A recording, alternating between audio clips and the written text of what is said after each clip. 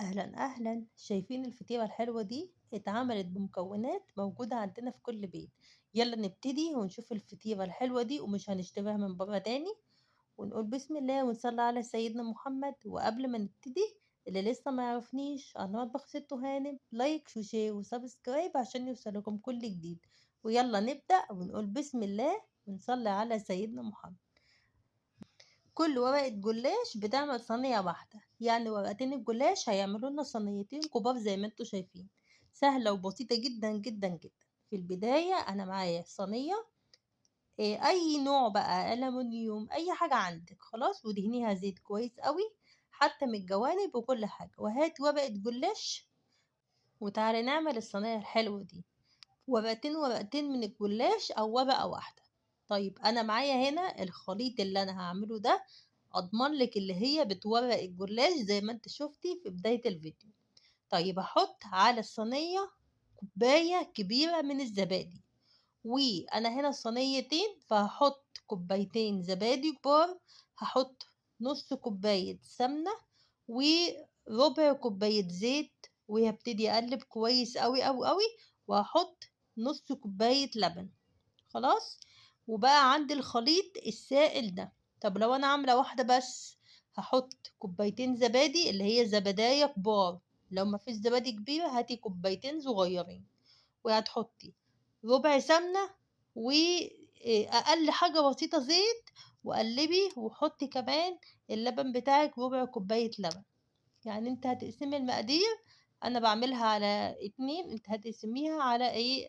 تقسميها بقى بالنص، بين كل ورقة وورقة، أو بين كل ورقتين وورقتين براحتك بقى. عايزة ورقة ورقة، عايزة ورقتين ورقتين. أنا أهم حاجة عندي إن الخلطة دي يدهن بيها الجلاش كويس. ليه بقولك كويس؟ علشان يطلع مورق. حطيت الزيت، حطيت السمنة أو الزبدة، حطيت اللبن، حطيت الزبادي. كده خلطتك يا ست الكل تمام، مفيهاش أي غلطة. خلاص. وهتبتدي تدهني زي ما انا بوريكي بالشكل ده. انا محبتش اسرع الفيديو او حتى جري الخطوات دي او حتى استغنى عنها عشان اوريها لك. اللي انا دهنت كل الورق عندي بتاع الجلاش بالشكل ده. طيب انا الخلطة بتاعتي اللي هحشي بيها الجلاش النهاردة سهلة. فلفل اخضر، طماطم، جبنة موتزاريلا، وبسطرمة وزيتون. الخلطة بالنسبة لك متاحة. ممكن تستغني عن البسطرمة، تحطي السجق، ممكن ما تحطيش بسطرمة خالص وتحطي جبنة، فلفل، زيتون، جبنة موتزاريلا. جبنة موتزاريلا، فلفل، زيتون، وطماطم. وقلبي كويس الخلطة واحشي بيها الفطير بتاعك. هتبقى تحفة تحفة تحفة. يعني ممكن تستغني عن خطوة البسطرمة أو السجق أو أي حاجة من دي. يعني ديت اقتصادية يا جماعة وتحفة وأحلى من بتاعة المحلات بره كمان. أنا دلوقتي بحب أحط نص فوق منها ونص، يعني نص جواها ونص بره يعني على الوش.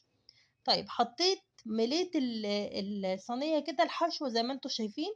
وهملي التانية وهيتبقى معايا حبة، بس هيطلعوا حبة صغيرين. أنا كنت المفروض أكتر شوية بس هي طلعت معايا على كده، على القد كده بالظبط. طيب حطيت في النص نص هنا ونص هنا. ودلوقتي اهم خطوة، انتي في الفطيرة دي هتغلفيها ازاي او هتحطي الجوانب اللي انا سايباها بره دي ازاي. انا جبت الورقة التانية بتاعتي. طبعا انا حطيت نص بس ورقة، نص ورقة جلاش في كل صينية. وهكمل بالنص التاني، هتاخد مني ورقة جلاش كاملة. تنيت الطروف كده وهبدأ. بعد ما نقتني الطروف هبدأ أظبطها بالخلطة بتاعتي اللي أنا عملتها لكم في أول الفيديو، اللي هي الزبادي على السمنة على الزيت، على اللبن. تمام. وهبتدي أدهنها كده كويس جدا جدا، ما سيبش فتفوتة فيها مش مدهونة. أنا بقول لكم بالفتفوتة. ليه؟ لأن دي بتطريها جدا، بتطري معايا أو الورق بتاع الجلاش، وبتخليه غني، وبتخليه طعمه حلو. يعني كل ده في الخلطة دي. لان انت مش بتعملي خلطة عادية، انت بتعملي خلطة تاكلي كده بقى الجلاش من غير اصلا حشوات. يعني انا بقول لكم والله والله الطروف بتاعته حتى اللي ما كانش فيها حشوة كانت طعمها في منتهى الجمال والطعم. هاخد نص ورقة الجلاش التانية وهبتدي احطها من فوق كده زي ما انا وريتكم بالظبط، وهاتني برضو واحدة واحدة ورقة واحدة لجوه. اصلا الطروف دي بتطلع طعمها حكاية حكاية حكاية في الاكل. خلاص، وهبتدي برضو أدهن خلطة اللبن مع الزبادي بنفس الطريقة اللي أنا وريتها لكم من كل طبقة والتانية. أولا خدي بالك لو انت ما دهنتهوش كويس مش هتستوى معاكي، علشان بعد كده لو حد جرب وقال لي اصل انت لا اصل ما طلعتش مستويه، هقولك لا، انت كانت الغلط من عندك، لان انت ما دهنتيش كلها الورق كله كويس. لازم الورق في الجلاش حتى لو بتعملي جلاش حلو لازم كل الورق يدهن سمنة أو زبدة، لازم يدهن من الخلطة بتاعتك دي. نفس الطريقة الخلطة دي لازم تدهني بيها كل الجلاش عشان يطلع كده. طيب أنا دلوقتي جبت المعلقة وحاولت اللي أنا أظبط الطروف علشان ما تبقاش لازقة في الصينية وهي داخلة الفرن. طبعا انت قبلها بتسيبي الفرن على درجة حرارة عالية علشان لما تدخلي الجلاش ما ياخدش وقت. دول كانوا اخر ورقتين معايا، وزنقتهم كده في الجوانب وبدأت اللي انا اقفل كل الصينية زي ما انتوا شايفين من الجوانب، سهلة جدا جدا. وانا ما حبيتش اتعدى الخطوة دي علشان كلنا نستفاد ونشوف هي اتعملت ازاي. وبس، انا دلوقتي هقطع الجلاش علشان كل الخلطة كمان تتغلغل فيه وكله يتشرب، يعني اهم حاجة عندي يتشرب، لان عشان يستوى حلو قوي معاكي. بجد الفطيرة دي بتبقى احلى والله يا جماعة من بتاعة المحلات. وممكن تعمليها من غير اي حاجة، مجرد ما تحطي زيتون وفلفل اخضر او فلفل الوان. انا ما رضيتش احط فلفل الوان لان كمان الفلفل الالوان غلا جدا، فحبيت استغنى عن الفلفل الالوان وحطيت فلفل اخضر وموتزاريلا وطماطم. ممكن تحطي بدل الموتزاريلا ممكن تحطي جبنة رومي وتستغني عن الموتزاريلا لان انا ما حطيتهاش على الوش.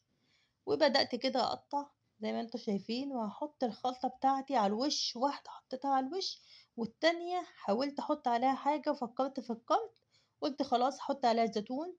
وطلعت يا جماعة تحفة تحفة تحفة. بتاخد قد ايه في الفرن؟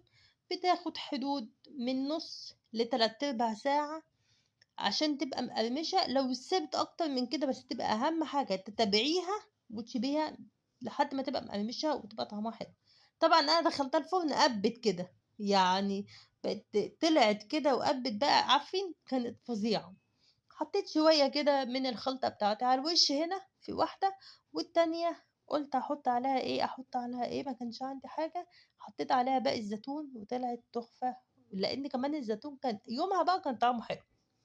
طلع طعمه حلو يعني انا كل مرة بجيبه بيطلع حادق مني، يعني كل مرة بجيبه بيطلع حادق.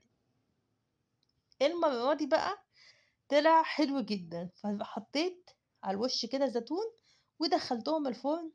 انا عايزة اقول لكم اللي بجد طلعت خطيرة. طبعا شكلها يقول اللي هي طالعة جميلة جميلة جميلة، وطريقتها سهلة وطريقتها بسيطة. وانا اصلا كنت مقطعاها بس طبعا بسلك الصينية وكانت سخنة جدا لدرجة مش عارفة اصور لكم والله، بس انا قلت لازم تشوفوا لحد الاخر. ايه رأيكم؟